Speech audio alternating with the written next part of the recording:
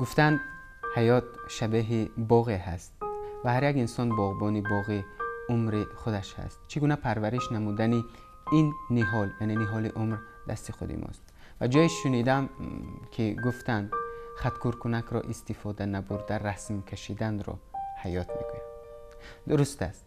صنعت به خطا رسم کشیدن را باید آموخت و باغبانی خوبی این باغ باید بود.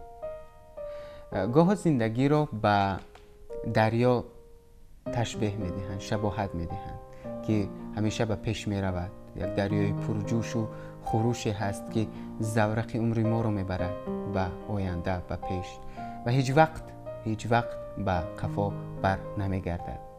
مثل آتش که اون هم ناتکرار است، مثل وقت که هر یک ثانیه که از سر ما گذشت نمیتونیم دیگر اون ثانیه رو برگردونیم به قفا، مثل نفس که هر یک نفسی که میکشیم و از یک دقیقه بیش مدت در داخلمون نگاه داشته نمیتونیم.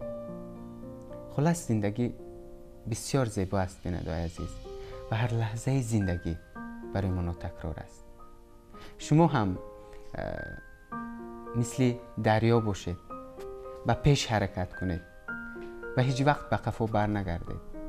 مثل دریا بزرگ باشید، مثل دریا عیب یکدیگر رو در دل همدیگر بشویید، بخل و حسد رو از دل یکدیگر بشویید. مثل آتش شاد باشید، شعله‌ور باشید و برای همدیگر نور بیارید، گرمی بیاورید و به بالا حرکت کنید.